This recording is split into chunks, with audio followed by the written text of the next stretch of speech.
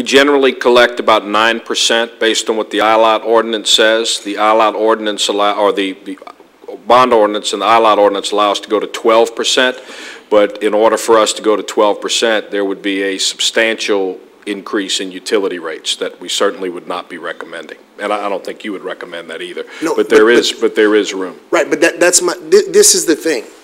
We were able to do other things with a rate increase. Okay, we loan money to fiber, okay, with a rate increase, but we have no money to give to LCG when there's a deficiency that exists. But I am budgeting an increase. And it's based on actual. When the auditor comes in, it's kind of like sales tax. We project what we expect ILOT to be based on what we expect total billings to be, and we look at that on a trend line. And then the auditor comes in and says, how did you guys do? Just like we do with sales tax. Property taxes are a little bit more of an exact science because it's a function of evaluated property over millage. But with ILOT, it's like sales tax. We are trying to calculate what we think ILOT is going to be. So when the auditor comes in, he comes back and tells us, how close did you hit it? If we hit it over, that is still a payment to the general fund, whether you have it budgeted or not. It is what it is based on the ILOT ordinance. We would come back to you at that time and say, hey, we either shorted the budget, and here's the budget correction based on the ILOT projection, or we hit it right on the mark, or we have a $300,000 or $400,000 surplus. That would be money that would increase the bottom line for fund balance. So what we do, just like we do with sales taxes, when we're trying to figure what we sent to you, is we want to be very conservative when it comes to revenue projections, because if we get it wrong, we have to go back and have the associated cuts. We would rather not short it. We'd rather hit it over to where we have that additional money that flows to the city fund balance. So whether it's budgeted or not, that's not what controls whether it flows to the budget. The ILOT ordinance and the auditor will determine this amount of money is flowing to the general fund. What's budgeted determines whether or not you're over or whether or not you're short. Okay. And I let the rate increase influence what I budgeted for 11-12, and we over budgeted. I budgeted 22.25, and it only came in based on actual numbers at 21.5. So I don't think that calculation is going to come in over 22.25 for 2013. So when you project what the average bill is going to be, that's how you say you determine your ILOT? We projected what total revenues are, backing out fuel. Okay. So if it comes in greater than that, it will get put in. If you have more consumption and it exceeds what you projected, that's the money that'll go into the general fund? Yes, and I would be more than thrilled to come tell you at that time if that happens. But at this point, this is what I would recommend as a conservative estimate because I over budgeted in 2012. And thank goodness sales taxes came in above what we've budgeted. That made up the difference. So it wasn't necessary to make any cuts just because of that shortage there. So that excess will go into the general fund. It won't be available for current operation, but it'll take care of our bottom line. It'll help you. It'll help with this transfer that we need to do, most certainly, if that's what happens. Oh, it's going to happen because the numbers show it, and that's what it's going to take care of what a lot of people have expressed concern about, but it's going to affect operation today. Mm-hmm. It's going to affect what we can do today. So, and what I was going towards was being able to access what can be projected to be there, because everything is a projection. But we're doing it in a way that says we're going to collect it on the backside. It will go unused, so it'll bump the general fund, and that's going to make a lot of people comfortable, and that's what calls for such a tight budget. And what I really think we need to do for the EQ fund is, if we're going to transfer the money from the city general fund, probably going to have to take it in a couple of years, because I know we're going to have a hole this year. We're going to have a deficit. We had a deficit last year, and we've used all available fund balance. So I need to do something. I can't let the deficit get to millions and millions of dollars that we won't be able to fill. But if we do it with the transfer from city general fund and do, what I have in here is a 264,000 transfer to cover the losses for next year. We'll probably have to do that for a couple years. But if we never adjust the rate, then we'll always be in this situation. Or the services, you were correct in pointing out what services they provide. We need to do something with it. And I wasn't sure which way the council wanted to go, so that's why I mentioned it in the budget message, and we brought it to you at the beginning of this process to just try to figure out where to go with it. Right. Well, for me, when we talk about rate adjustments or the services or feeling it, the time is not budget time. That's something, when I said that was something that has to happen throughout the year when the calls are being fielded and the requests are coming in, okay? If we let people know what it takes to get this done. But the budget time is not the time to do it. Mr. Stanley? And since we're still on talking about the EQ fee, correct, and whether or not it operates at a deficit, we communicate with you throughout the course of the year through the mid-year revision and other things. As you know, because it was your motion that had us break out the amount of money that we pay for the EQ fee and recycling and the solid waste bill on the utility bill, our customers, your constituents and our constituents, see that every month. So it's not that it's zero. It operates at a deficit, but that we still do assess a fee for what it cost us to recover the environmental fund. Public Works can track this monthly. The fee is collected monthly, and the deficit is not experienced all on the first day of the fiscal year. We can, since in your opinion this is not the right time to do that, we can certainly track what the EQ fund is, what the monthly deficit or quarterly deficit is of the EQ fund, and outside of the budget process, we can come to you and say, look, this is where we are now. Is it the council's wishes to put an ordinance to adjust the EQ fund, and if so, how much? Based on other collections. You may choose, if we're doing well over here, to allow it to ride. It's operated this way for a number of years. But the philosophy of the council and the administration may be, let's try to make this fund solvent because it's in our control, and that will take the burden off of other funds because this is a service that's fee-based. And we can give you the actual numbers. And this is what it would take to end October 31 in the black or at a flat zero with no surplus. This is what the environmental services fee would be. We felt the responsibility, because this is a moving target and we have to take a snapshot in time and give it to you, and we start these preparations back in March or April. We felt the responsibility and an obligation to bring it to you at this time, and if it's the wishes and the opinion of the council that this is not a good time, we'll come back to you after November 1st with a running total on the EQ fee, and the decision can be made independently outside of the budget process. And there would be consequently, there would be no action, and the mayor's budget would go forward as proposed, at least insofar as this item is concerned. I don't have a problem with that.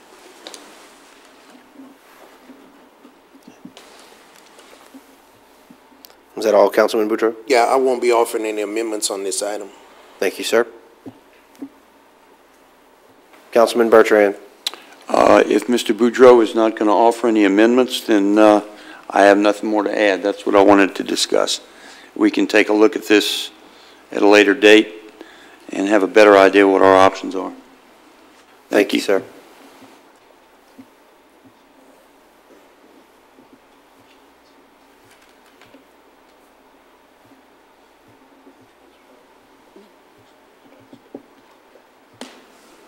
Councilman Castillo. Okay. So this matter's cleared up. I think it violates state law, but I'm not sure because it is because it's enterprise fund. I think I'll have to consult with our auditors. He may end up coming forward with an audit adjustment, taking the money from city general fund anyway. Mr. Hebert, you care to comment, please? Yeah, I was going to make that same point, but I don't have an answer to it right here at the moment. But the Local Government Budget Act does require that you have a balanced budget. I don't know how that applies to internal appropriations and line items within the budget without doing some research. But I know certainly the budget as a whole, you can't leave the budget in the negative. I don't know how And in the whole, it's not a negative, so I am a bit concerned, but I think we can consult with our auditor, and if that's a problem, we can be right back with a budget amendment come the first day of November. So if we're comfortable with that, that would be the first thing I would do, is double check with Burton tomorrow morning. We have time that we won't let it linger, so if that's what you want to do, I think we can do that. Mr. Hebert, can we do that? Yes, it's not like somebody's going to get hauled off to jail if you adopt this as is tonight. I mean, we'll have to address the issue if it turns out there's a problem, but as Lori says, we have ample time to address that. Thank you, sir. Okay, so. I've never quite done it that way, but I don't think there's a problem, so. Okay. So we're going to move forward? Counselor, we're good with that? Without correcting this negative, it's okay to move forward now with the understanding that we're going to have to check into it further and we may need to come back. Okay. Okay, All right, I have some other speakers. I'm going to go down the line. on the same item? Yes, sir. Okay.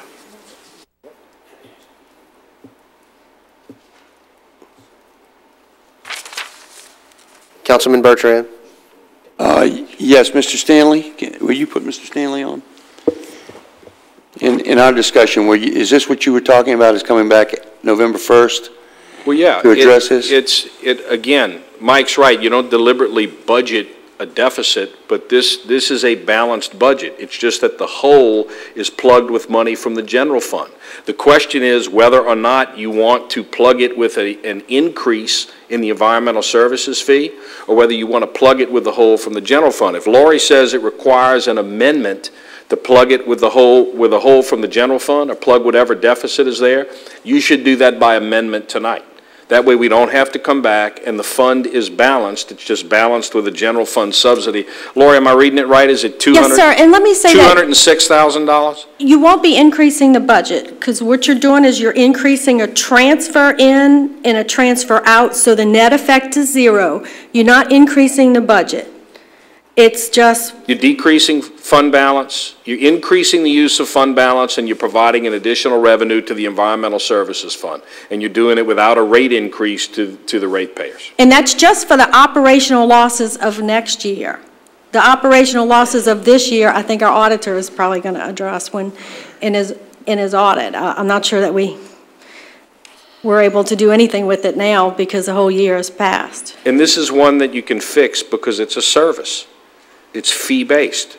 If the services that we provide are going to be free compost, or if it's going to be recycling, which is not the EQ fund, that's a different fund, and you want the recycling cost to be covered by the fee, you adjust the fee to what that is. We get that number on the fly monthly from Public Works, and the council can make a decision whether to do this with a subsidy or do it with a fee. It's one of those with a fee where it's easy for you to make the correction because it's service-based. You're providing a service in return for the fee that's being paid. And again, so the public who's watching understands what we're talking about. It is pennies. We're talking about a difference of 31 cents or 35 cents or 78 cents. It is not dollars, it's dimes is what we're talking about, dimes per month. And I think our dimes are as important as everyone else's dimes, but it's a service that we provide in return for a fee. It's not a big ticket number. Okay, well, I would prefer to plug the gap now, but what I would like to do is on November the 1st or sometime after November the 1st is take a look at what we can do to bring those numbers to a balance for the services. Whether we do it, well, there's a number of ways we could possibly address that, but the council will have to discuss that. I don't want to leave it to the general fund year after year after year. When, can anybody tell me, Tom or anyone, when was the last time we had a rate increase for EQ? 5 years, Tom? Approximately 5 years without getting you an exact date. I'm 7, so 5 years. Okay, it's been about 7 years. Okay. 5 budget years. 5 budget years. Okay. So if we're going to plug plug the gap, let's plug the gap tonight With city general fund. with City General Fund, but bearing in mind, we're going to come back after November 1st, and we're going to look for a way to deal with this issue so that the general fund isn't subsidizing the service. So that's the general amendment that's needed to plug that hole tonight. With a transfer from city general fund, no change in rate to the customer. Okay. That's a general amendment made by Mr. Bertrand. Got a second? Second. Second by Mr. Andy Nakam. That goes in as a general amendment.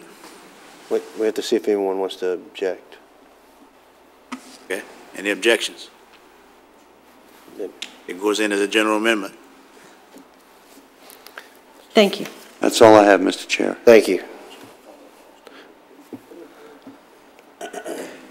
Councilman Terrio. Ms. Stoops, just to do a little follow-up on this, can you give this council the city general fund total, assuming that all the general amendments, okay, and the amendments are going to pass, and Yes. including the deduction of this amount in order to cover the EQ, what will be left over in the city general fund, including prior year fund balance? Yes, sir. You have Exhibit E in front of you on page 10 with the stamped numbers at the bottom.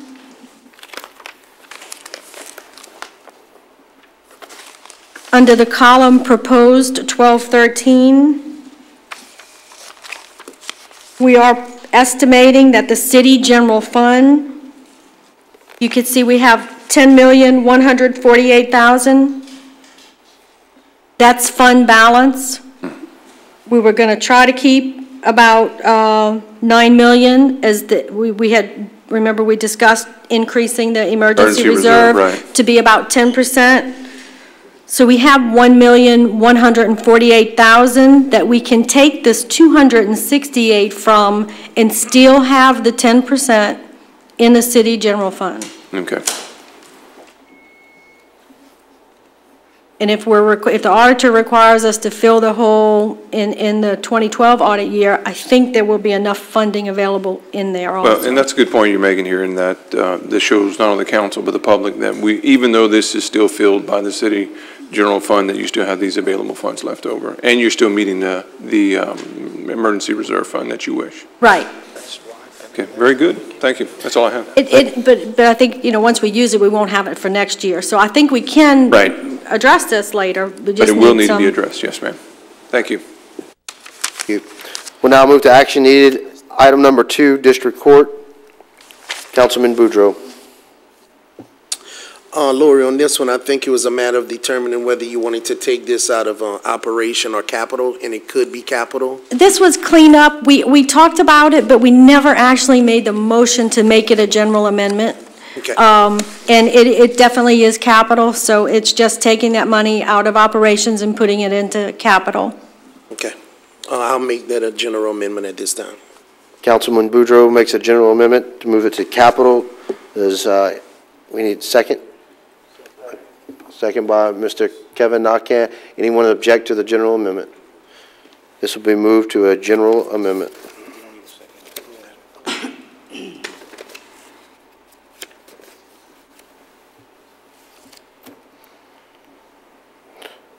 Action needed, item number 3, registered of voters, the amount needed for 2013 raises required by the state of Louisiana. The amount is needed $3,456. Ms. Stoops, can you elaborate? You might recall when the Register of Voters came before their council, before their budget hearing, they told us that they were granted a raise by the state, and that whenever the state grants a raise, it is a statutory mandate that the parish funds part of that raise. But they did not have all the information, and they did not have all the documentation. They couldn't tell us who got, because not everybody got the raise. So we waited for them to bring us all the details from the state before we actually put the raise in the budget. So we did receive that information. We received it, I think, last Friday. And so we did receive it, and we have that information, and it is a state mandate. I would need a council member to make a general amendment. Councilman Boudreaux will request that this become a general amendment. Any objections? Bertrand, I'm sorry. Any objections? This will move to a general amendment. Thank you, sir. Thank you. And that was all the items I had as The outstanding. next thing we will address will be general amendments, but prior to that, I'll give the floor to Councilman Shelvin. Thank you, sir. On page 117,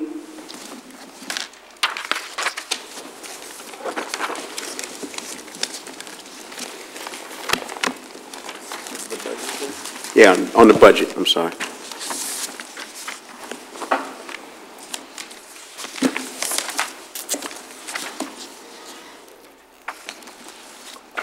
It's item number 76730-0. External appropriations for the Cajun Dome. I would like to cut $50,073 from that figure and leave them at an even $500,000, which we've been giving them for quite some time. And move that $50,000 to the grass cutting vegetation line item. I don't know exactly what it is, Laura, but if you can help me with that, I'd be appreciative. We'll get it.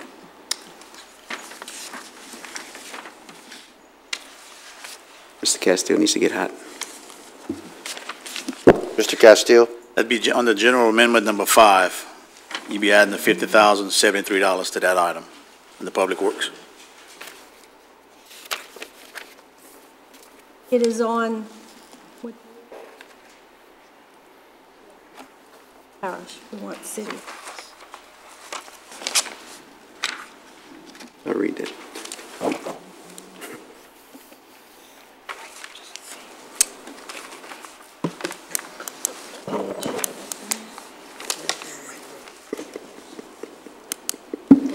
Should be page 141 in your budget book.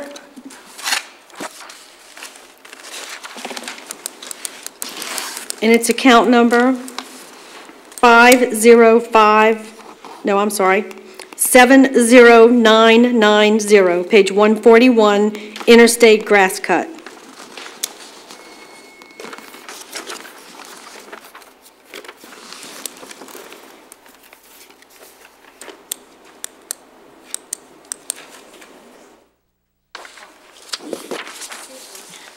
You offer that as a general amendment? Yes, sir. Any objections? I have an objection by Mr. Bertrand. I will move to a separate amendment. We vote on that tonight? Yes, sir. Good. Page 1, are we done with this one?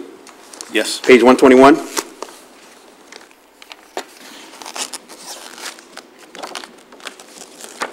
Can you add Mrs. Stanley, Mr. Chair?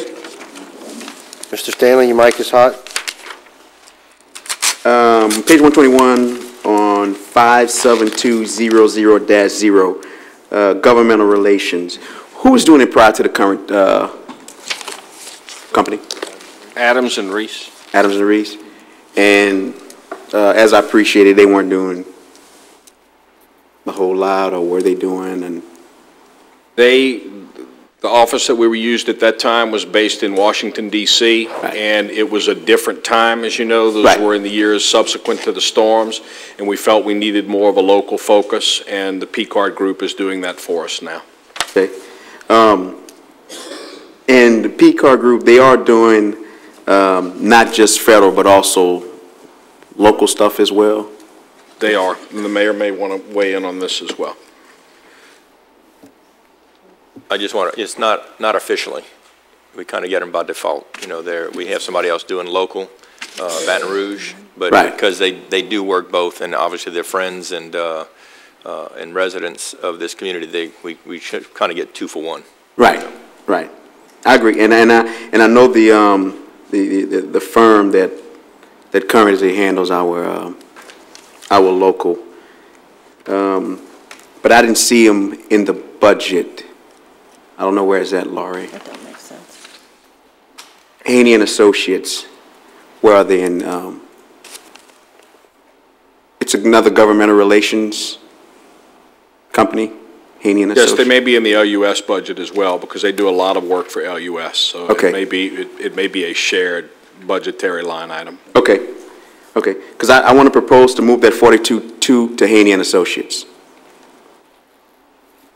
and allow them to do more of the local lobbying and also use their contacts in Washington DC. I'm not aware that we have We do. a line item for Haney and Associates. Well, it's under governmental relations. But wherever that's at, that's why I want to move the 42 to. We're going to need to identify that. It would actually stay in that line In item. the same line item. They're both contractual services, and they're billed from the same place. Okay, but this line item goes to P-card. Right. It's a professional service. Professional Services Review Committee makes a decision on whether or You're not right, to I recommend the apologize. contract, and You're right. then the mayor awards or does not award the contract. You're right.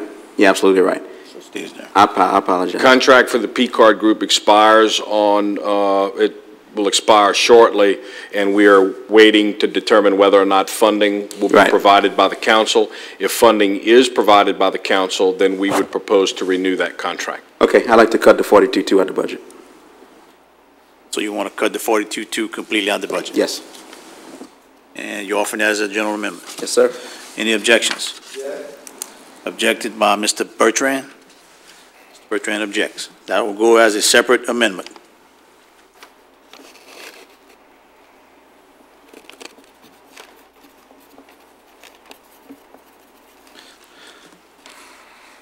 Okay? That's all I have, sir. Thank you. Okay, now we're going to have to go to, we're going to have to handle separate amendments first, Hang on, all Mr. general Castile. amendments after, right? Hang on, Mr. Castile. Give me 1 second. We're going to go to general amendments. Does anyone else want to interject? If not, we're going to go straight to general amendments. I need the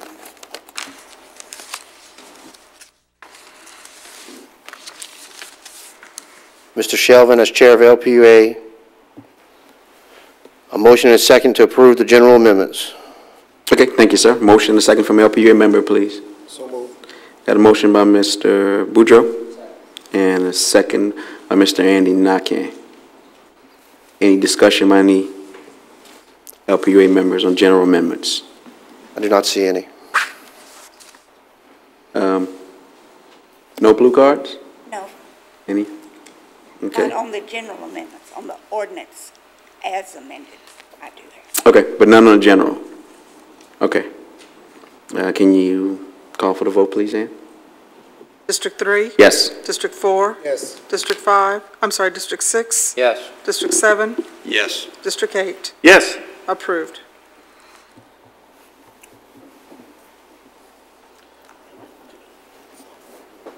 I need a motion and a second from the council to approve the general amendments.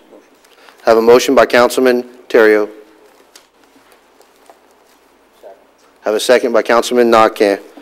Any discussion on the general amendments from the council? Seeing none, Ms. Dugai, any blue cards on the general amendments? Ann, please call for the vote on the general amendments. District 1? Yes. District 2? Yes. District 3? Yes. District 4? Yes. District 5? Yes.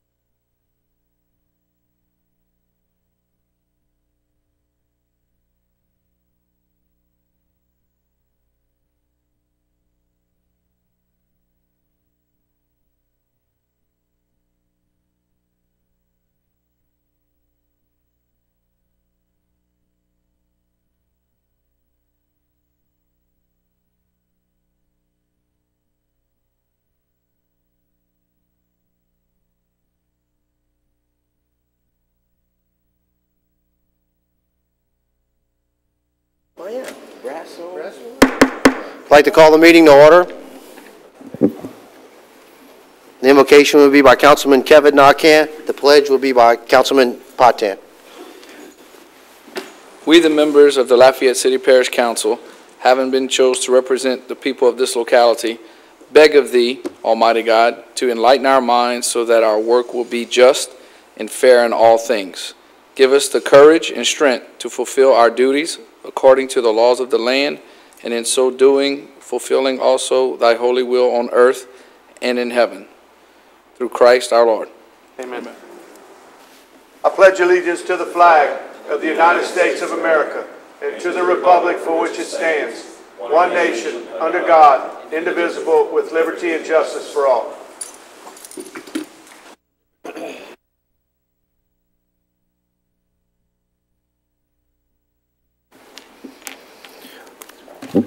We welcome you to the City Parish Council meeting. We, as your representatives in the Lafayette Consolidated Government, welcome your involvement and encourage your participation. This meeting is a public hearing. If you wish to address the council on any item on this agenda, please fill out a blue Request to Address the Council form, noting the agenda item number. The blue form is available to you in the foyer, and you should submit it to the council clerk, Ms. Norma Dugai, seated to my left. It is important to fill in the blue form completely and note the specific agenda item number about which you wish to speak. If the card is not completely filled out and it is not legible to the clerk, you will not be given the opportunity to speak. In an effort to allow everyone an opportunity to be heard, the 5-minute rule will be in effect. Speakers shall refrain from debating, personal attacks, and from making confrontational or derogatory comments. I am requesting that the first row to my left be used for media only. Lastly, food and drinks are not allowed in the auditorium, and all pagers and phones shall be silenced from this point forward. Meeting procedures are by resolution, not by Robert's Rules of Order. Chair announcements. The council would like to send condolences to the families of Lewis Kellogg and Patrick Brasso. Both passed away in the last week and were regular attendees of the council meetings. We'd like to wish a happy birthday to Gerald Boudreau, Parks and Recreation Director, Sunday, September 16th. On all council issues, Finance Chairman Jay Castile will make all motions on all council issues throughout this process.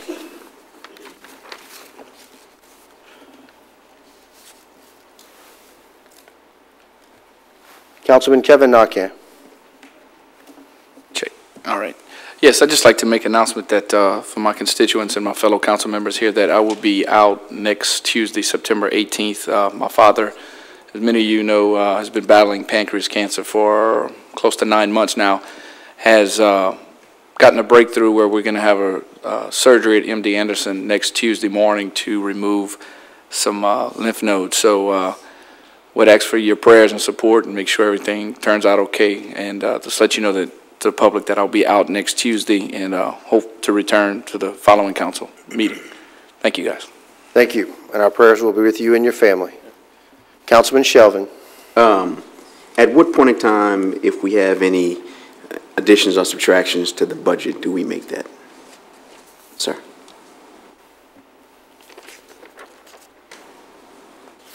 Should I ask the finance chair or? Councilman Castile, you're hot. Oh, okay. Well, we're going to go through each one. If we have some issues that need to be addressed, some action items that need to be addressed first. I guess once we go through those, if y'all want to make changes as we go through, is it something that was brought up in the past as an outstanding issue? No. And with nothing on a separate amendment? Well, I think one of them was probably just information at a wrap-up, but it wasn't a separate amendment. Okay. Well, if you're going to make a general amendment, you can do it prior to I guess after we take care of the outstanding issues, then you would do it. That's correct, because if it does pass as a general amendment, we don't want to have to go back to it. So before general And if amendment. there's an objection, they'll go through separate amendments. Okay, So after the outstanding items, issues, after we get through there, then you can make it. okay, no problem. Okay? Thank you, sir.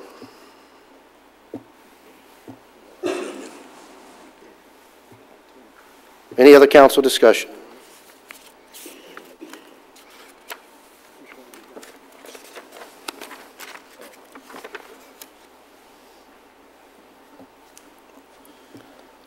City Parish President, Mr. Joey Durrell, any comments before we get started, sir? Just y'all would like to just approve my budget as given to you again? It's not too late. Thank you, sir. We'll now move to final adoption, council and LPUA. This is a public hearing, and blue sheets are available for anyone wishing to address the council.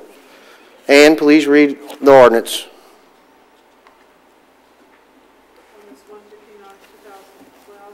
To the Lafayette City Parish Council and the Lafayette Public Utilities Authority adopting an operating budget of revenues and expenditures for the Lafayette City Parish Consolidated Government for the fiscal year beginning November 1st, 2012 and ending October 31st, 2013. I'd like to recognize Councilman Shelvin, Chair of the LPA, to get a motion in a second. Thank you, sir. Can I get a motion from LPA member, please? I got a motion from Councilman Bertrand and a second by Councilman Patin. Also need a motion and a second from the council. I have a motion, I'm sorry, Mr. Castillo? I'll make the motion. Mr. Castillo makes a motion, a second by Councilman Bertrand. We'll now move to action needed on the following three issues. Number one was Public Works EQ. I will now turn the floor over to Councilman Boudreaux. Thank you, Mr. Chairman. All my questions have been satisfied with this issue. I no longer have any concerns with this matter at this time. Thank you, sir. The next item to address on action needed. For this item, because we have it's budgeted to be in a negative, so we either need to amend the budget by increasing the revenues or by increasing the transfer from the city general fund. We do need to have an amendment on this. If we leave it as it is, we're budgeting it in the negative, and that's not appropriate. So I did prepare, for the environmental quality, I did prepare some different options, but I just kind of need to have an idea of what you want to do. The first option on Exhibit A, page 2, there's an option to balance the Environmental Services Fund with a contribution from the City General Fund and not change rates. And then option number 4 is to balance it with both a transfer from the City General Fund and a 31-cent increase in rate.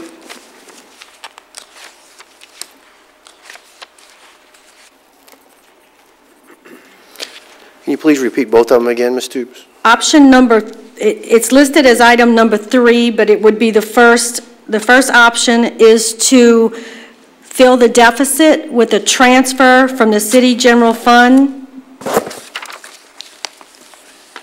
And the second option would be to fill part of the deficit with the transfer from the City General Fund and part of it with a 31-cent rate increase. I might also point out to you that I'm sure we are going to have to make an entry for the current fiscal year to fill the deficit because it is operating at a deficit this year. Councilman Terrio. Ms. Toops, if it's done by a city transfer, where would that put the city general fund? How would that affect it? That money will come out of prior year fund balance. Okay. And if that is done, will it put the prior year fund balance or the general fund in any negative aspects, in your opinion? Will it be using the emergency reserve that we're trying to get to at a level of 10%? I don't think it will next year, but eventually, if we don't fill it, it's going to end up in the millions of dollars. So, you know, we're going to have to adjust. We're going to have to look at either the rate or the services that are being provided. To continue to plug the hole with the city general fund, we'll end up using, you will end up over the next couple of years using its emergency reserve. There's no doubt that this would come up again by next budget, and it can Right. be addressed maybe formally at that time. Right. That- If you choose to fill the deficit with the transfer from city general fund this year, that'll be that much money that won't be available to fill the deficit for next year. So you're putting off the decision into the future, but eventually you will have to make that decision. Okay, thank you, Ms. Toops. Councilman Castillo. Yes, Mr. Boudreau had led the discussion on this item. I'd like to hear from Mr. Boudreau and see if he's, you know, what he came up with, if you have any ideas. Councilman Boudreau, your mic is hot. Councilman Castillo, actually, no. I'm a little surprised that the budget would be presented at a deficit, first of all, that this is the only item that was not appropriately funded, whether, you know, it was through an increase, a rate increase, or money from the general fund. So now it becomes incumbent of this council to make that decision, which is not the normal budget process. There was no recommendation sent, and there's a few options on the floor now. I am not interested in raising fees at this time. So that's, as far as I'm concerned, it's not an option. And I had no intention of making the motion to take anything from the general fund. I had some questions when I was reviewing the budget as to the fact that it was not appropriately funded. But I do have a question now for Ms. Toops.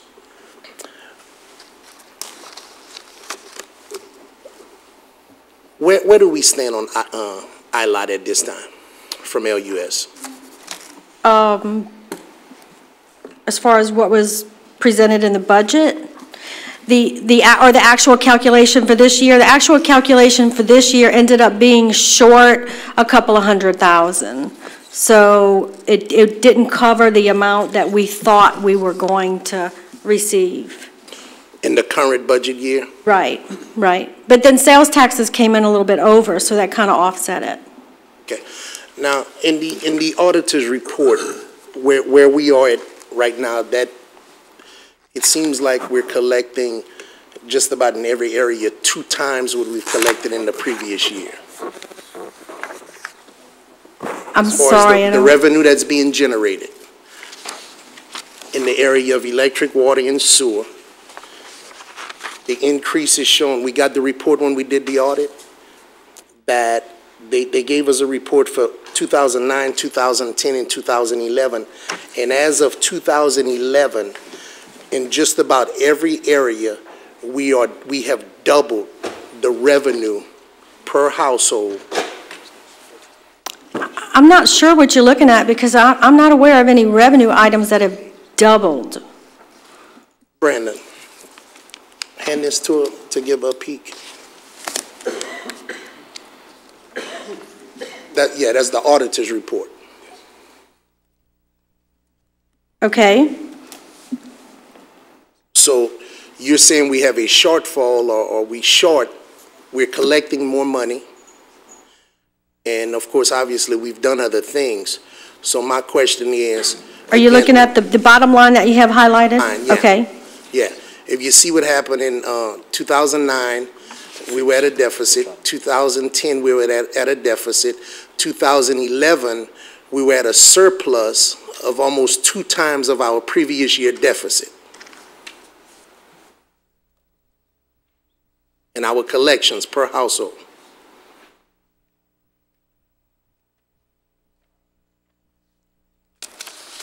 I don't. You don't agree with that? No. Well, what am I looking at right there?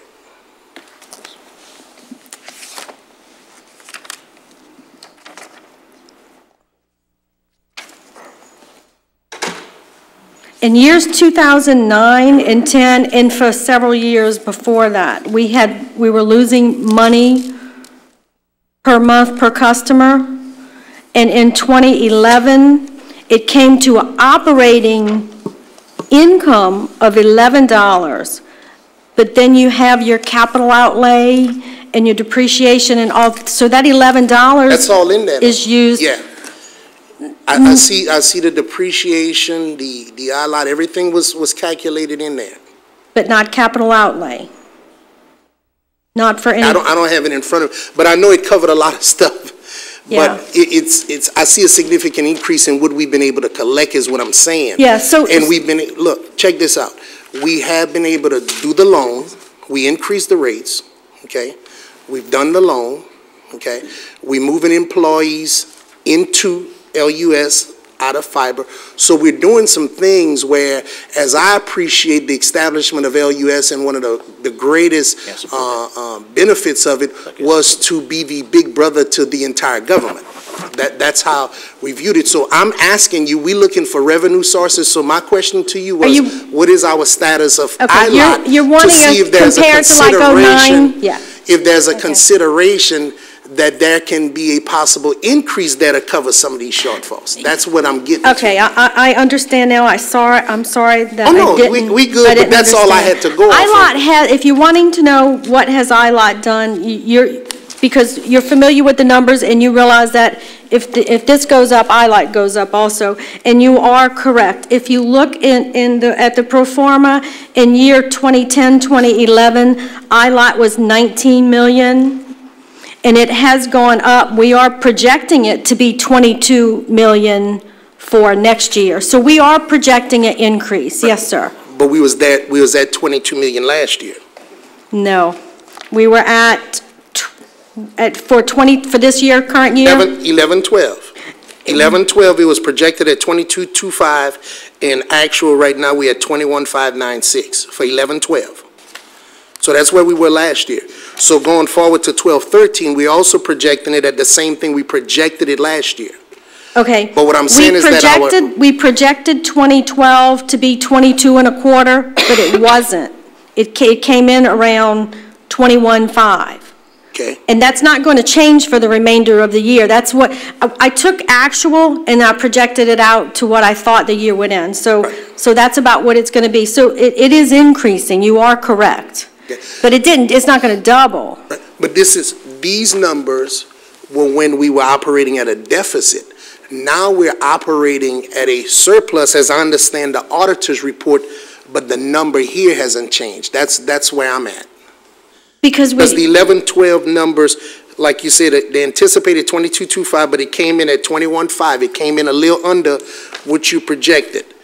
But that was based on the prior year's projection. Right. Now we're showing auditing numbers that in 2011, we are generating 2 times what we did the previous year based on the household revenue that's being generated. It doesn't affect your ILOT calculation like that, though. Your ILOT is just... No, it affects how much money we take in.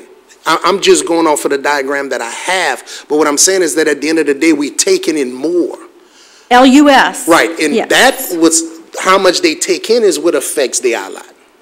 Right. Absolutely. Yeah, I'm not saying the individual household does. Right. But each household on average is paying more. Right, because we're generating but each more. household is not doubling the amount they're putting in. No. Okay. No.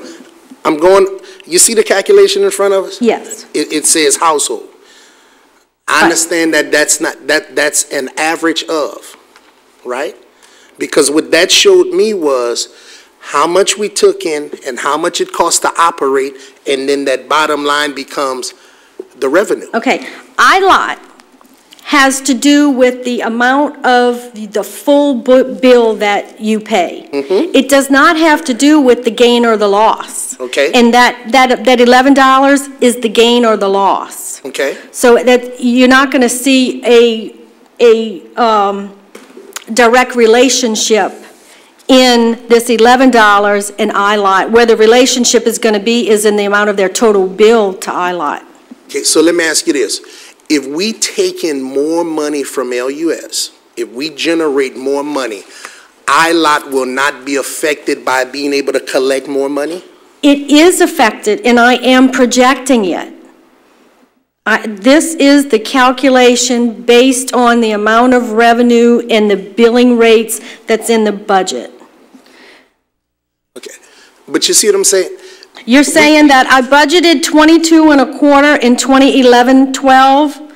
Why am I budgeting 22.25 for next year? Exactly. When in 11, because everything has been going up. In 9, we were at a greater deficit. In 10, our deficit decreased. In 11, we're now having a surplus. And it is, it is going up. It went from 19.2 to 21.5 and 22.25. Okay. So it is going up. Okay. It's going up. It went up last year. Yes. When the numbers, the revenue was lower. Right? Your projected revenue was lower. You're saying it increased in the year we were losing money. Exactly. So why isn't it skyrocketing in a year we're gaining money? In a year where we lost money, but we did other things.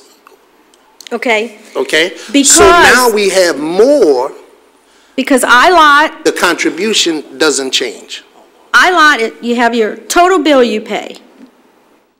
That's what ILOT's based on.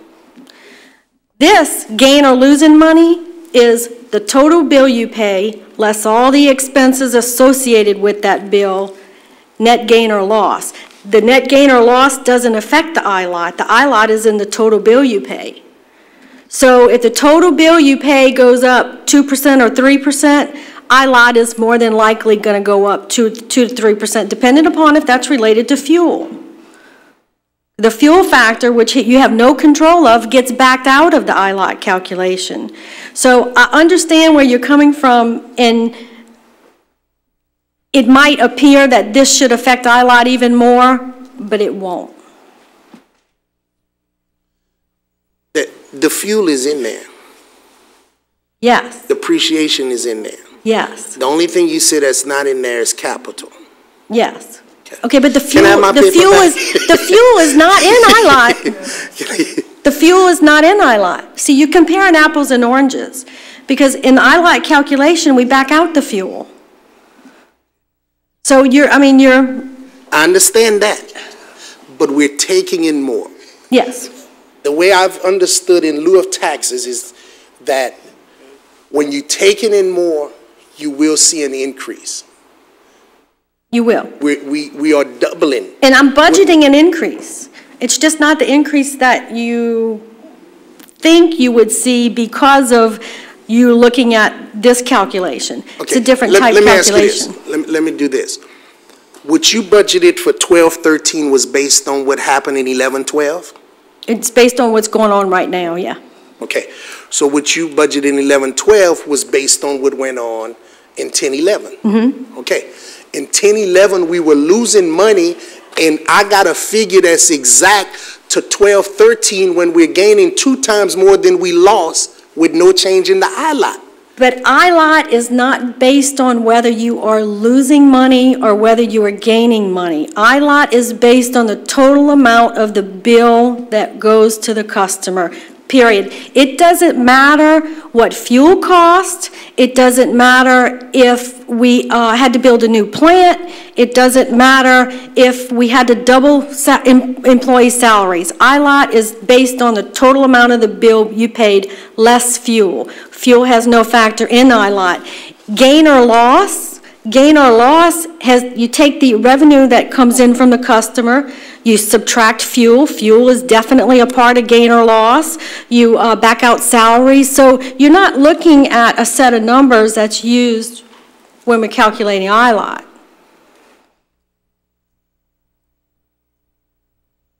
We're taking in more, Lori. And I'm budgeting more. I'm budgeting more. I don't know how much more. Let me ask you this. Are you budgeting at the max that we are able to budget at this time? No. Our ordinance does not. We have. So there's room? There's room, but you have to change the ILOT ordinance. To bring the projects forward. There's been a number of projects that, as Tom have said, just haven't had adequate funding to go forward.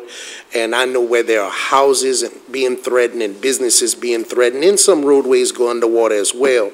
So that's my opposition to this funding, is that when we get back to the point where we start picking and choosing projects and something that is not as great a necessity as others getting done, I think we're going backwards.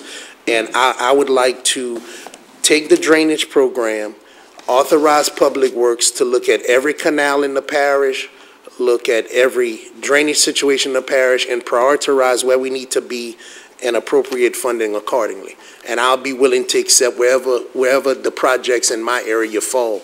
But until such time, I just cannot continue to see $200,000 projects, $400,000 projects, $1 million projects, and we're about to lose some houses. So I just don't think we should be going about it this way. Councilman Pater. Lori, how much is in that account?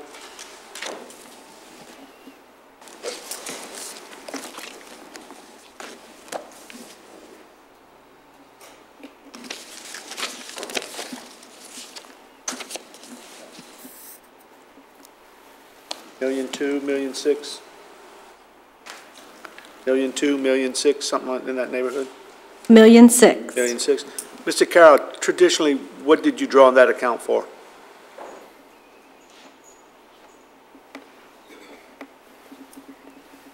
Are you the best one to answer that account? Can you repeat the question? That particular account where the money would come from, traditionally, or as a matter of course from the past previous years, what did you use that account for, or draw against it? Well, the parish millage funds a lot of our operations, secondary drainage and everything we do. I mean, if it reaches a point where they've got a substantial surplus, we can look at projects.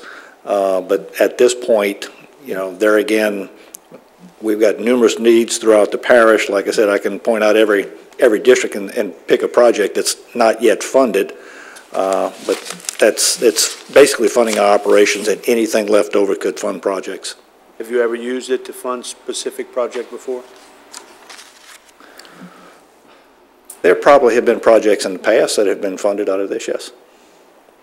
I wasn't aware that we have actually used, like Mr. Bellard said, yes, it was my district from the first 4 years that we were here, but I wasn't aware that we had utilized any of those funds on specific projects. I was just confirming that it was more of an operational account you use on a broad basis and not for specific capital projects that were going to typically be funded in the capital outlay for years, you know, 2 or 3 years to get a project on the books and get it to fruition. Yeah, there's usually not a significant amount of money in that reserve. You know, there again, in the past when we've done some of the parish drainage projects, it's been through a bond program. But this one, there again, that we use that millage to fund our operations every year. All right. Thank you, sir. Thank you, Mr. Toops. Mr. Durrell. Oh, we have, how much did we say we have in that fund right now? $1.6 million, and that money included the millage roll forward that we expected? That $1.6 million? Yes, sir. It included that $1.6 million included roll forward. And the roll forward brought in about roughly $600,000. That's okay, but that was in the ballpark, wasn't it?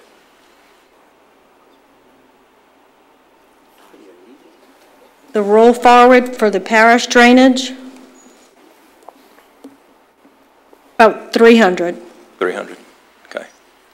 All right. Thank you. Thank you, sir. Seeing no other council questions, Ms. Dugas, any blue cards? Anyone wishing to speak on this particular amendment? Seeing none, and please call for the vote. District 4? No. District 5? Yes. District 6? Yes. District 7? No. District 8? No. District 9? Yes. District 1? No. District 2? No. District 3? No. Motion fails. And please read the next amendment. To decrease the drainage maintenance fund by $500,000 from now $1.4 million to $900,000, page 24, and to add that $500,000 to the project under parish drainage projects titled Anselm Cooley Cleaning Lateral 5 Project. Motion by Mr. Castile. I need a second. Second by Councilman Terrio. Councilman Terrio. Mr. Carroll, if you don't mind coming up. Just to let everybody know, this is a project that has been looked at substantially and extensively for probably at least 12 years, way before my time. Mr. Carroll, if you can give everybody just a brief update. We've had numerous communications, conversations, and the need for this. I think you've talked earlier about, as for priorities, naturally we can't stipulate a priority at this time, but this one does affect houses, has many communities, many neighborhoods around this particular area, also drains part of District 8 that goes through it. I know Councilman Bertrand visited it after a very heavy rain a couple of weekends ago, and it was substantially underwater where homes had water that were very, very close to the doors of their houses. So with that said, Mr. Carroll, just give us your opinion on the project. Well, this particular project you and I have discussed for several years now. We did an estimate, I think in either 2009 or 2010. This would improve one of the laterals of Anselm Cooley from Solange, which is right off by Fortune Road, up to Mill Creek. It's an earthen channel. There are some pipes in there that need to be replaced, resized, and the channel needs to be cleaned out. So, there again, there are some drainage issues in that area. So this is a needed bit of work, but, there again, the priority is something this council has to discuss. And the extent of it is that this will affect Boulder Creek. It'll help them. It'll help Moss Creek. It'll help Avies Knoll. A lot of that water will be traveling down, and of course, any other waters that are coming from the city of Lafayette that will also be passing somewhat through this drainage lateral. Boulder Creek primarily comes to another lateral that's a little bit further down off of Mill Creek, off of Dart. But it'll take some of the water that's going to that lateral from Boulder, coming up Mill Creek, and then coming down, right? Maybe further down it might have some impact, but right. I'm not sure. Okay. Well, thank you, Mr. Carroll. That's all I have. Councilman Castillo. Thank you, Mr. Chairman. I objected to this motion, this general amendment, for a number of reasons. Like Mr. Boudreau said, there are many other issues out there.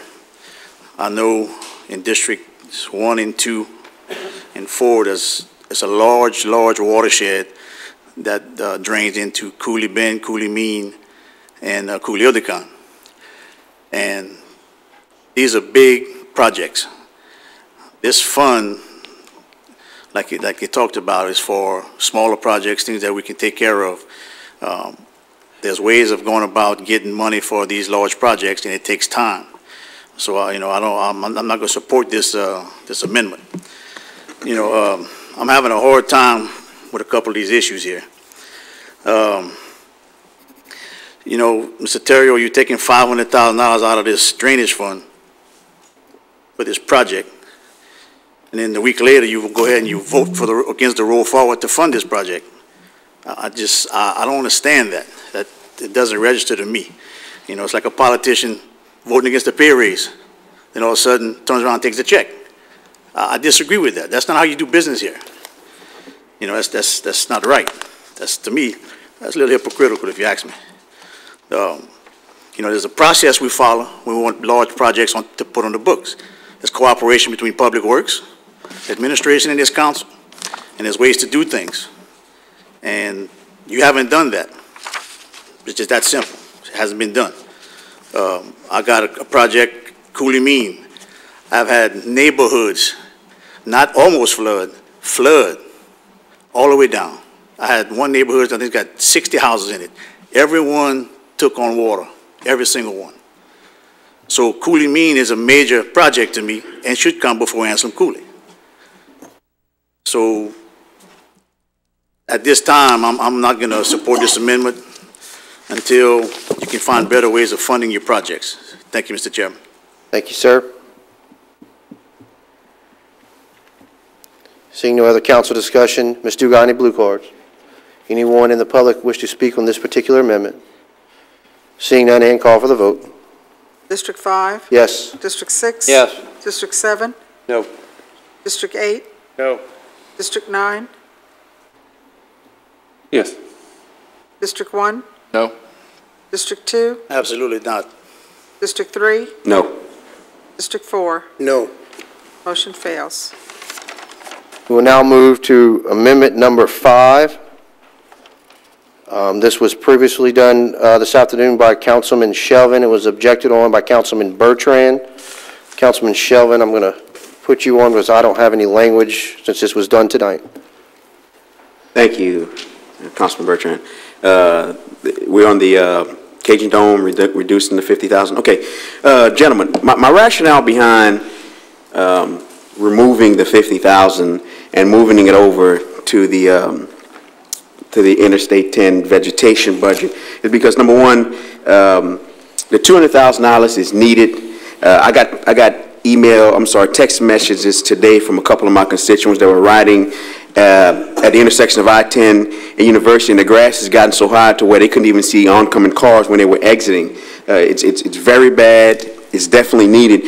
And also, our agreement with the Cajun Dome to give them $500,000 plus another $100,000 capital overlay has been on for 25 years, and we're getting ready next week to vote on the new contract.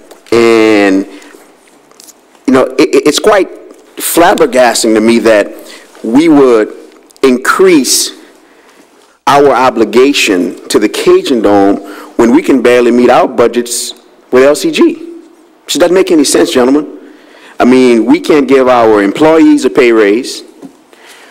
It's hard for us to meet certain budgetary obligations, as you heard Councilman Boudreaux and Ms. Toops talk earlier about the budget running at a deficit, and we want to give $50,000 more to an institution that we don't own, that although it's owned by the state and the state is a nonprofit entity, it's still a for-profit institution that makes money off of charging people for different venues. So this $50,000 in no way, shape, or form says that I don't support the Cajun Dome, the institution, because I do. The Cajun Dome has provided a great economic impact for this parish. It still does. I support the Cajun Dome, the institution, wholeheartedly. But if LCG has to live within its means, then everybody needs to live within its means. We have a budget. Budget has been tough this year. Like I said earlier, we have not been in a position not just to give our employees a raise this year, but the last couple years. We're having to scale back services. We're having to break apart different departments and scale things back, and it's not right, and it's not apropos at this time for us to give the Cajun Dome another $50,000. But I do support giving them $500,000 and the other $100,000 in capital appropriation. That's $600,000 that we're giving the institution. Now, they do provide, once again, economic impact to LCG, but they also provide it for the hotels, the restaurant industry. There's a lot of people that do make money off of the Cajun Dome, but we're the only institution that gives them $600,000 a year. So, with that being said, I'll yield my comments for other council members. Thank you. Thank you, sir.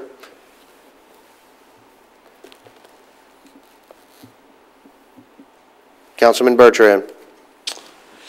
I just want to say that I understand that Mr. Shelvin wants to get that to that $50,000 figure, and you know, I think we all want to see to it that we meet or we do something and we're able to accomplish the cleanup and the grass cutting that we have on I-10, since the state seems to be willing to just drop that obligation on their own.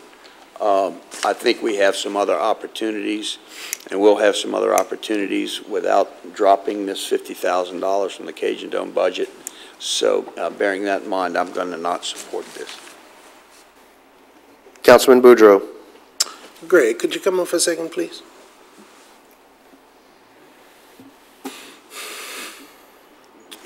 Last time when we were going through your budget, Identify himself just for the record. they would like you to identify yourself for the record, please. Greg Davis, Executive Director of the Cajun Dome. Last time we were going through your budget, I had asked a question about and then I forget the line item, I don't have the contract with me, but it was as it relates, I think you identified that money you get from the hotel sales tax. You had like 600,000 that was appropriated for something. You had about 1.2 or 1.3 in that account. What was the name of that again? This is called the hotel motel tax that used to go to the state of Louisiana. That several years ago, the state of Louisiana decided to rebate to the Cajun Home for the purpose of selling bonds to build the convention center and allowing us to keep anything in excess of the bond payments to maintain the arena and the convention center. I'm sorry, because I guess I didn't ask the right question. The item that you classify, not so much where you get the revenue from, but it was something in our contract that spoke to if there is excess, revenue excess, that you're able to maintain a certain amount, and that's what you use for your maintenance and other emergency costs. That's correct. Relative to this hotel motel tax. Relative to that. My question is, the money that's being considered here, where does that go? That's on the operating side of the ledger. The $550,000 was on the operating side of the ledger. The excess hotel motel tax is for the repayment of the bonds, and anything in excess would go for repairs and maintenance and equipment replacement in the arena or the convention center. Okay. So it's a capital line item. Right. And Lori, get in on this one. What is being asked for this year is an additional 150 to what has been previously given, correct? But I thought the 150 was, I thought it was 100 on one side and 50 on another. 100 on the capital side? Okay. And 50 on the operational side? Right. Is what's being. Yeah. So it's the current line item reads for the 500,000. 491,045 is that, what was the projected for 11/12, but I think it's a $500,000 line item, correct? Yes. And then what was being asked for in this new budget year, what is being proposed is an additional 150 to the 500 that has historically It's an additional 50 for operations. I was just going to pull the old amount. That 100 might have been in, for the capital amount, that might have been in there last year. Let me check. To my knowledge, it was. What page is that on? I'm looking at last year's budget. I believe we did receive a $100,000 capital subsidy this year, this fiscal year. The one we're currently in? Right.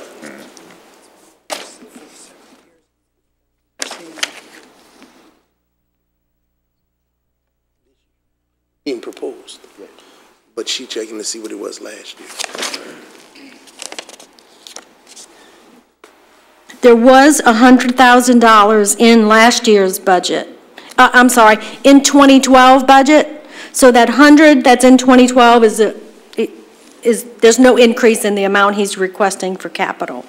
So in the current year's budget, there's a $500,000 on the operations side. There was $100,000 on the capital side last year. Yes, sir. So what is being asked for this year is how much in total? It's a $50,000 increase. So it's only a $50,000 increase, and that's on the operational side. Right. Okay. So operations would go from 5 to 550. The capital will remain at the 100. Yes, sir. Okay. That operation, can you speak to that for us? Yes. The $500,000 first started back in 1985, and so for about 25 or 6 years now, we've been working within that $500,000 number.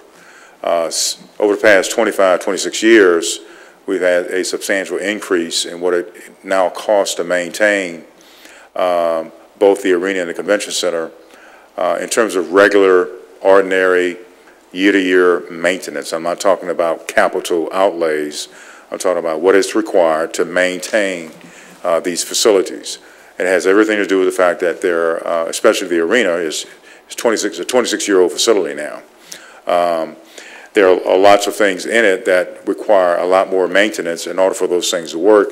One good example would be the telescopic seats, which are the first level seats that you can push in and then push out. Just doing that now requires a substantial amount of maintenance to have the ability to move those seats in and out. You're talking about the motors, you're talking about the structure that underneath maintain those things so that it's safe for people to be seating on them. Just requires a lot more labor, a lot more parts to keep those kinds of things functional. In addition to that, the cost of insurance, the property insurance for the Cajun Dome is now well over $300,000 a year. Back in 1985, I remember paying a premium of about $33,000. So it's just, and then about 7 or 8 years ago, we opened the convention center. And when we opened that convention center, we came to the council at that time, letting them know that convention centers are loss leaders. They do not make money. They do bring about an economic impact, but that economic impact does not show up on the P&L statement of the Cajun Dome. It's showing up on P&L statements of hotels, restaurants, and other kinds of spending that goes on as a result of convention activity. And so we let the council know at that time that it was going to be even more challenging to not exceed the $500,000 operating subsidy. And that was when we opened the convention center, which actually was about 9 to 10 years ago. And so as a result of all of these pressures on the operations side, we believe that we have to have an increase in the operating subsidy by $50,000 because we are now struggling not to exceed the $500,000 operating subsidy number. Okay. On the capital side, where when Lori disappeared, one of the other ladies may be able to answer this, is these operational dollars, are they obligated in such a manner like what we do in-house as what money can be used for operation and what money can be used for capital? I can take that one. The new agreement, as you know, we have an agreement that expires literally within days. This will extend the new agreement 5 years. The new agreement, as proposed, dedicates the expenditures to utilities as a priority, and if there is anything left after utilities, it must be used for operational expenses beyond utilities. But this is what, if that is operational, and where this is being proposed to be moved is a capital contract, or is that an operational contract? On the capital side, they must demonstrate the capital need per the contract and verify and identify what capital projects that money has been spent on. On the operational side, through their financial statements, utilities is the first priority under the new contract, and in the event there would be any dollars left over, those would be used operationally. I believe, and Greg would have that number, that the utility bill has been running between $500,000 and $600,000. So I don't know that there would be anything left even at the $550,000. So we basically pay the money to the Cajun Dome, they pay it to LUS. But let me, and you might still be able to help with this one. The grass cutting, interstate grass cutting, is that an operational cost to us, or is that a capital cost to us? Operations. Okay. The Cajun Dome money that's being given, the 50 is in operation, there's 100 capital. Does those dollars have to be obligated in the same manner as we say that you cannot use capital money for operational activity? Yes, because we identify the $100,000 for the Cajun Dome as District 6? Yes. District 7? Yes. District 8? Yes. District 9? Yes. Approved. We'll now move to separate amendments. Amendment number 1, LCG proposed allocation schedule to replace allocation schedule with schedule presented by MGT on 8/28/2012. I'd like to recognize LPUA Chairman, Councilman Shelvin. I need a motion, please, and a second. Got a motion by Councilman Bertrand and a second by Councilman Pate. And any discussion on the on this first separate amendment? No, sir. Any blue cards? Okay, and if you can call for the vote, Ann? District 4? Yes. District 6? Yes. District 7? Yes. District 8? Yes. District 3? Yes. Approved.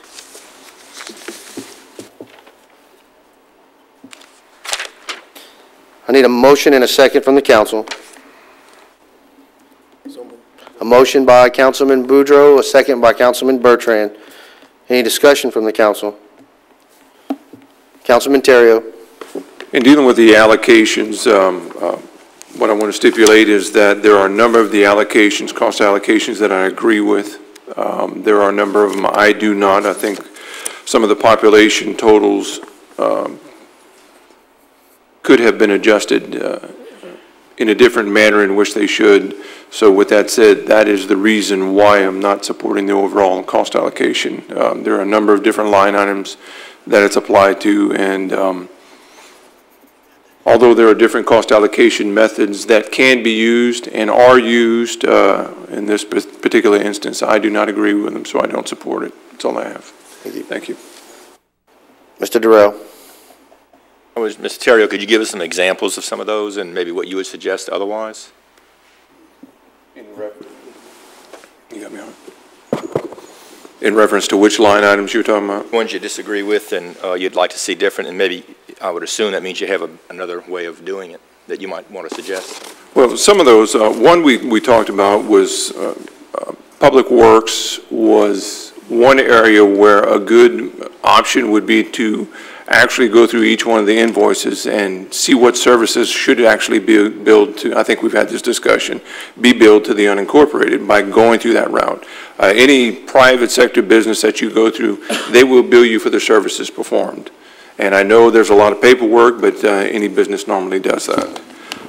Just that, Laura, did the allocation company not go kind of pretty much that method? I think they did. I'm double checking.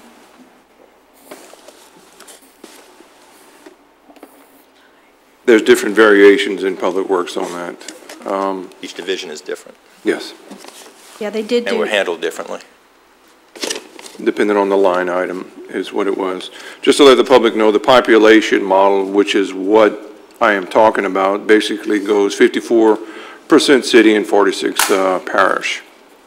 And the cost allocations provided by, what is it, MGT? Yes. Yes. They're just some of these that are questionable in my opinion. Like, which can you looking at them? Like, give me an example. Well, number one, I think the legal department handles more city issues than they do for the parish. That one's split 54-46. Let me continue to go forward. Communications. Communications. Information service, it just says communications, information services and technology. And what would you suggest? Well, again, these are based on the amount of time that's spent handling those outside and outside the city of Lafayette. Well, information technology, for example, really is a department that really services all the departments in government. And since this government does what it does parish-wide and city-wide, it doesn't service the parish or the city, it services the departments. And I mean, I think it kind of comes out that way. So again, do you have another way that you would suggest? Well, it's the discussion that we need to go. Again, these are cost allocation methods that even the gentleman that was here the other night said it's not rocket science and that it could be a positive or a negative. He said these are what's called guesstimates, and he agreed that even 5 years down the line, it could possibly be said that the allocations that he's using are not correct. So his own words were his methodology and cost allocation methods. He was tasked with getting these numbers. He was given the task to look at the methodology, and he says his words is that there is no precise allocation. And he did not say that his predecessor did not have allocation modules that he didn't necessarily agree with or not agree with. It's just he's coming up with a different number than what they did. We have a number of other issues. I know if you take communications, for example,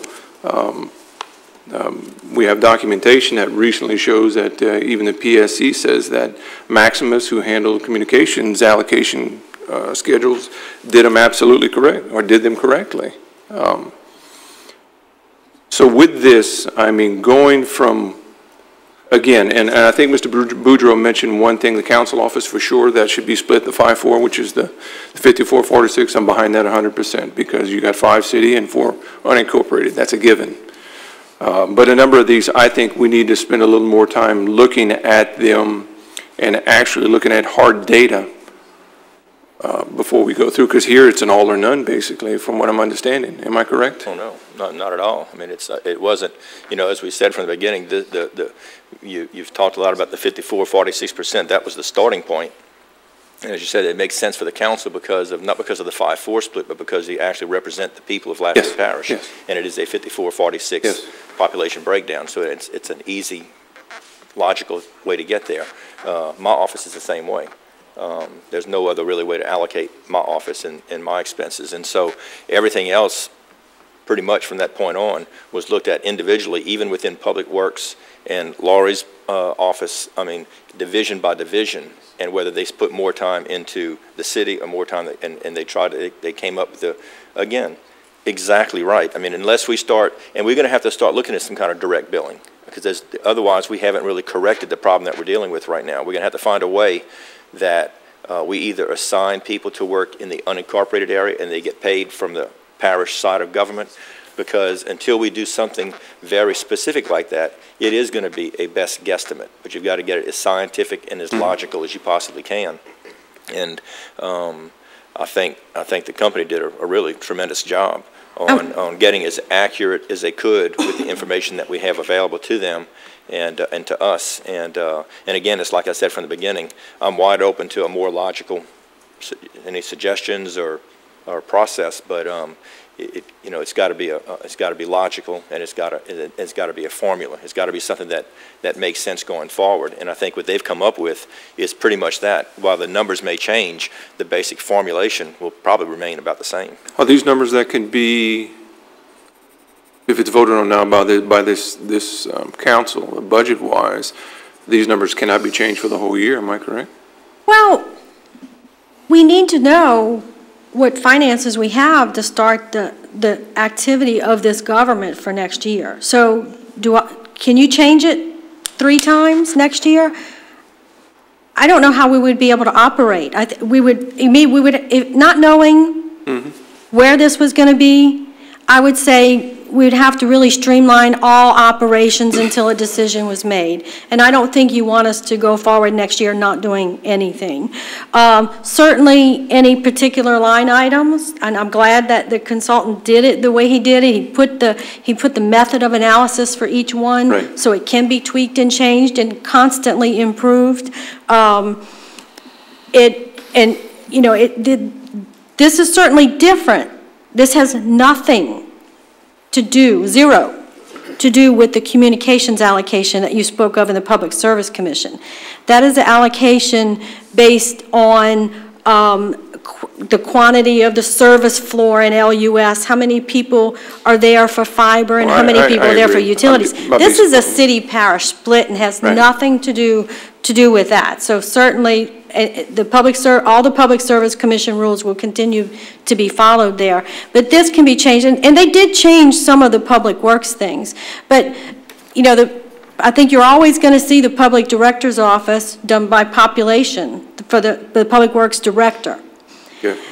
And the second part. What you want to do is minimize the extra things that are in there. At the next council meeting, or pretty soon, before the end of the year, you're going to see where all the identification of the insurance premiums, so we can direct charge those. And the more that we can direct charge, the less that's allocated, leaving it to a best guess scenario.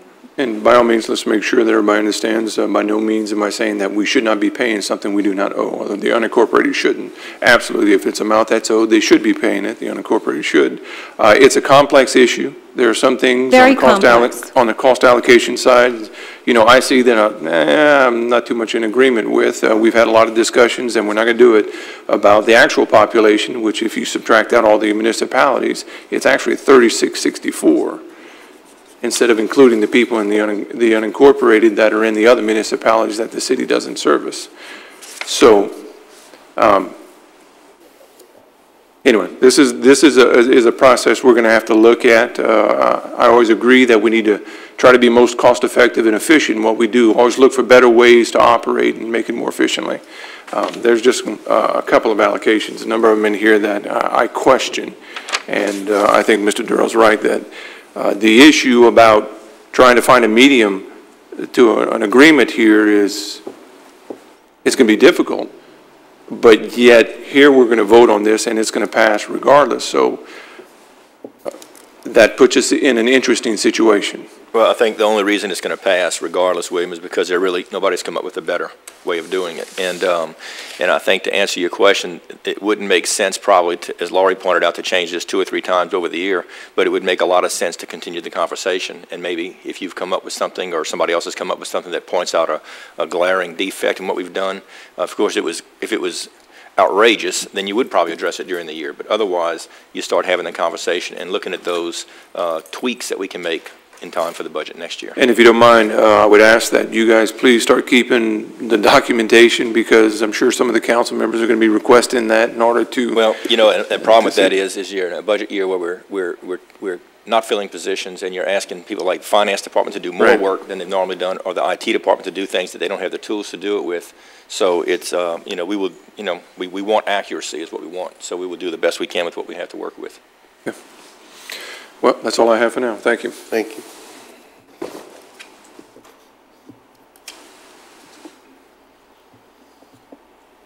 Councilman Bertrand.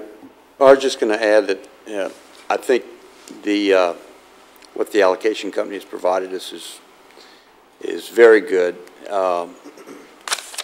And there will be some things probably we need to look at throughout the year, but if there's anything nebulous that Mr. Terrio has a problem with, I'll be glad to split the difference with him and go 50-50. Thank you. Thank you. Seeing no other council discussion, Ms. Dugas, any blue cards? No, I don't. You may just want to ask if anyone that signed in wanted to speak to a particular amendment. On this item? On each of the separate ones. What she's saying is for every separate amendment, you might have to ask each time. Can we call for the question? Anybody would like to speak on this issue, which is amendment number 1, the proposed allocation schedule? Please come forward.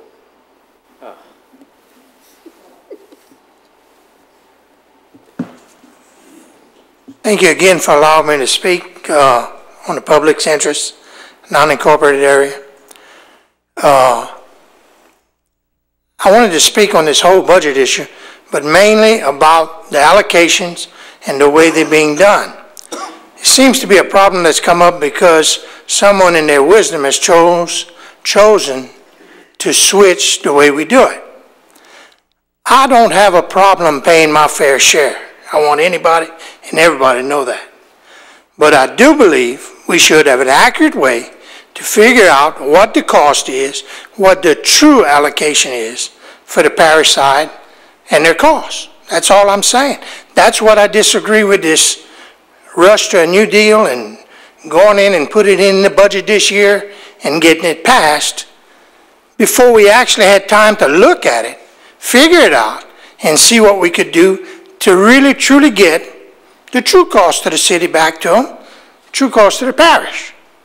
And as a parish spokesman, that's what I'm here for, speaking for the public in the parish. Because I heard today on the radio we weren't speaking enough. Well, I'm here to speak. And I do want to tell you, I appreciate what you do. I know the budget's hard. I know it's a tough problem for all elected officials today. But you got to remember, people are looking at the way things are spent. And if you're going to put a cost on me, I want to know for sure that it's actually being spent for something that I want to pay for in the parish or in the unincorporated areas. I appreciate your time. I'm here about the budget. And I just want to tell you, thank you very much, Brandon, for not calling that deal. Thank you. Thank you, sir. Anyone else wishing to speak on this item? Ms. Ann, can you please call for the vote? District 2? No. District 3? Yes. District 4? Yes. District 5? No. District 6? No. District 7? Yes. District 8? Yes. District 9? No. District 1? No. Motion fails. We'll now move to amendment number 2.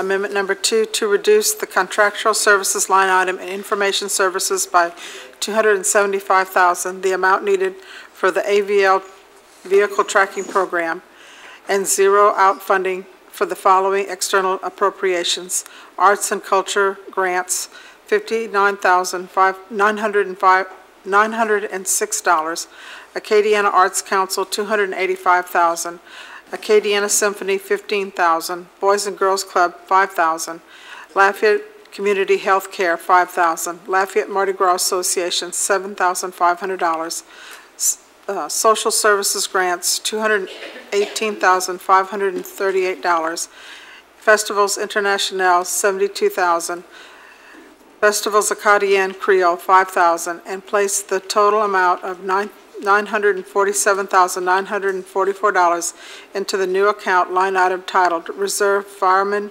Personnel Fire Department Number 14. Thank you.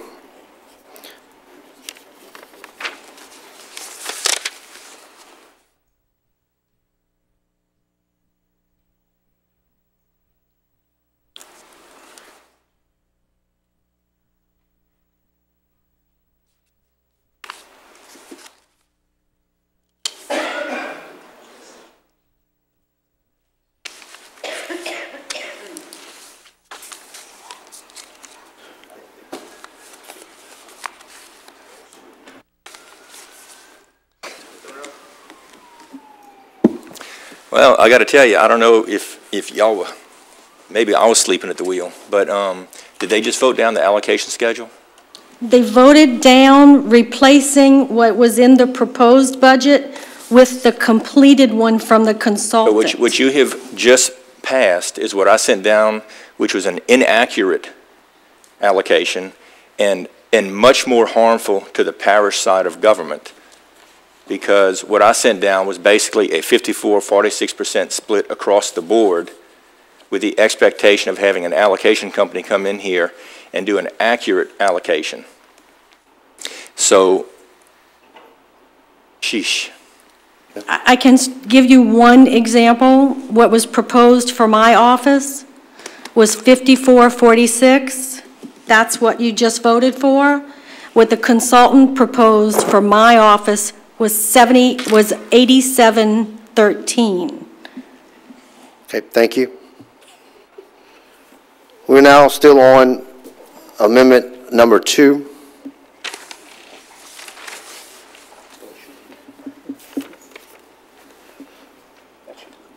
Anybody have any council discussion on amendment number 2?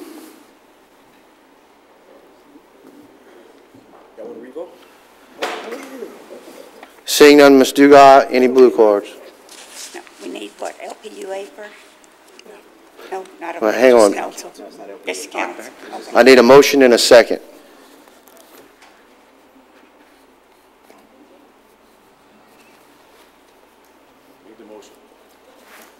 Councilman Castile made the motion. I need a second. Second by Councilman Nakam. Councilman Bertrand. I'd like the author of this amendment to speak to it, please, as to exactly what they intend to do. Definitely.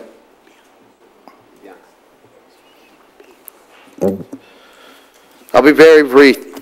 I think all non-governmental agencies are very beneficial. However, around a week ago, this council voted unanimously to buy property and fund Fire Station number 14. And they deemed it as a public necessity. This budget does not reflect any means of staffing this station that this council deemed a public necessity to safety less than a week ago. Therefore, I'm suggesting moving the approximately $1 million for manning Fire Station number 14 into a reserve account.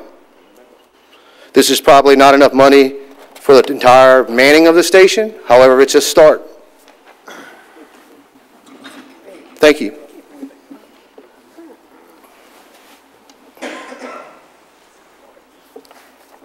Ms. Dugas, any blue cards? We had several who signed in, did not wish to speak concerning festival funding, but they just supported festival funding. Thank you. Anyone else would like to address? Ms. Dugas, I'm going to ask on each one of these for anyone to come address like the previous one? Or were they supposedly filled out cards? They filled out cards for the budget. Ordinance only? All right, I'm with you. Would anyone like to speak on this issue?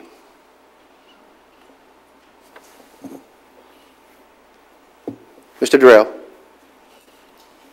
I know you have, you've made your position clear, and I respect that. I have a question about your, I think a year or so ago you said that you support certain ones, but you feel like in the spirit of consistency, you had to cut them all. Is that pretty accurate? That you wouldn't fund It's relatively accurate. Well, what's the inaccuracy? I don't know where you're going with this. Is the inaccurate thing? No, but that statement was that you felt like you couldn't pick and choose which ones you would fund, so you felt in the spirit of being consistent, you just had to vote against all non-governmental organizations. Is that right? Could be true. Okay. You voted to fund the Milton Water District recently. That's an NGO. What would you consider withdrawing that and bringing that ordinance back up? Mr. Durrell, that's not what's up right here. What's here is amendment number 2. Right. And we can reread it, but that's what we're discussing, is that item that's on this agenda. Well, you made the statement. I was just trying to ask you because I'm confused. I read my statement, sir, on this particular amendment. Thank you. Okay, because I would suggest maybe that we put an ordinance out there to defund the Milton Water District as a non-governmental organization. Any councilman can put an ordinance up, and they can put their name on it, sir. Well, would you consider doing that? I'm addressing amendment number 2, and that is not on there, but if you have anything else you'd like to address with me regarding amendment number 2, No, I think and those listed on amendment number 2? I've made my point. Thank you. Great. Thank you.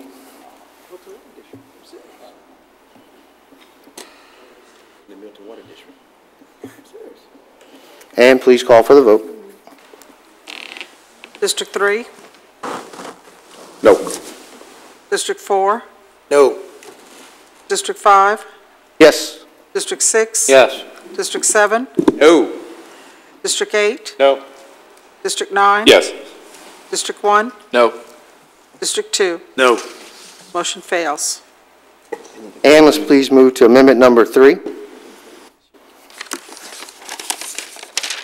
To decrease the drainage maintenance fund by $200,000 from $1.6 million to $1.4 million, page 24, and add that $200,000 for a project under parish drainage projects entitled Teljean Road Drainage Project.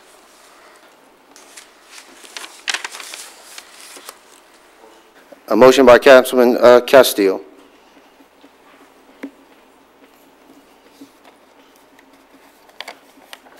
I need a second. Second by Councilman Terrio.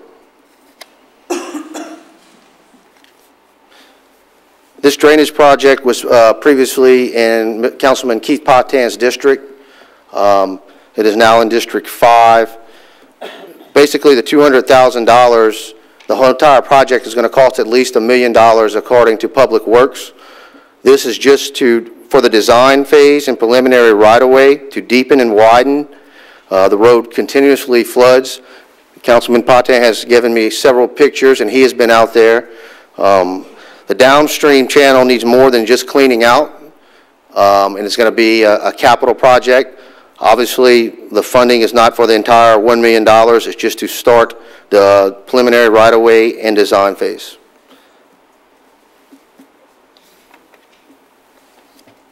Councilman Boudreau. Mr. Carroll. As you're coming forward, I know there are a number of drainage projects throughout the parish. There's a couple of some dire need work in my area. I've talked, I guess, on many occasions about we don't necessarily like our rehab programs for our roads, our overlay program. We kind of rate roads. We haven't gotten to the point where we rate drainage yet. With this particular project, if you could, with this particular project that's being identified here, from a drainage perspective for the entire parish, does it supersede other projects that are pending, or is like is not on the radar? He's trying to seek some funding. It's behind other projects. Is there any way of gauging where this would fall as far as necessity or anything like that? I don't know that we've analyzed it on that basis. This is a needed project. There's no doubt they have some flooding out there. I don't know that you have any residential flooding or commercial flooding of buildings. We have other projects that may reach that level, but we have unfunded needs, I guarantee you, in every council district that just hasn't reached us this point yet to where we've got adequate funding.